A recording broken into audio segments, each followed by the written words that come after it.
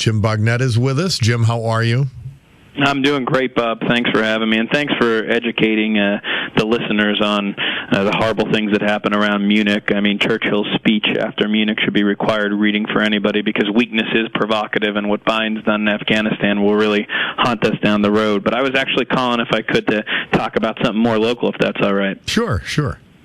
I don't know if you noticed earlier in the week, I'm sure you did, Bob More Mistakes Morgan resigned as the election director here in Luzerne County. And as you know, we had a real foul up in May with our elections here in Luzerne County. And, you know, when I go around and talk to folks, they are demanding fair elections, demanding an audit of the PA vote, demanding voter ID before you can vote. And, you know, now we got rid of Morgan, we got to make sure that we don't have another Cartwright crony or any crony for any politician running our elections. It was amazing that they hired somebody who was a political hack to run our elections in Luzerne County. So I just wanted to give a little sunlight to that and make sure that people demand that the Luzerne County Council hire a nonpartisan, trustworthy person to run the elections here. I certainly hope they do.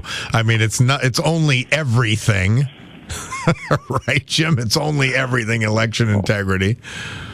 Well, if we don't have people trusting in our elections, how are we going to function as a democracy? And with what we've seen in the last 2 years between the election last year and what happened in May here, we just need to clean out the stables. Bob, you've been around a long time. The corruption that we've seen in northeastern Pennsylvania, our people deserve better. So if we don't have fair elections, how are we going to get rid of the corruption, and how are we going to get the government we deserve?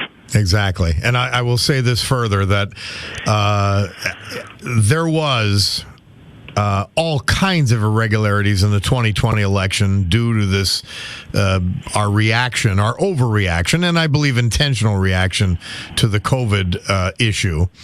And we've got to ensure election integrity going forward. I'm not big on the audits. I'm not big. In fact, I don't care if they happen. I just think it's a waste of energy. We've got to look forward to things like this. Who's the next director of elections in Luzerne County? That's what we've got to look forward to and focus our energy on.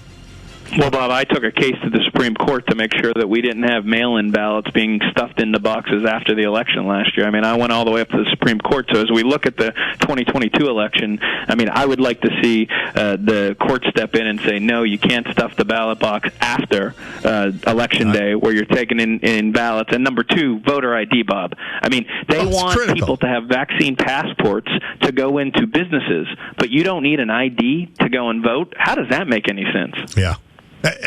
And for Bob Casey to call voter ID laws white supremacy is so insane and over the top that I am against. I'm so far against him for election, and they're just going along with the whole lunacy that the left-wing regressives are trying to foist upon us. Thank you. Well, and you'll see that, Bob. Go ahead, Jim. You'll see that, Bob, this week. Casey and Cartwright will vote exactly as Pelosi and Schumer want them to. They say they're independent voices, but they will vote for $5 trillion of spending that you were talking about. And you know what? They won't even come on your show to answer why. Never will, and it'll be messy if they do. not because I'm so erudite, but because they don't have any defense to what they're doing. And we thank you for bringing this to our attention. Thanks, Jim. Thanks. Appreciate it.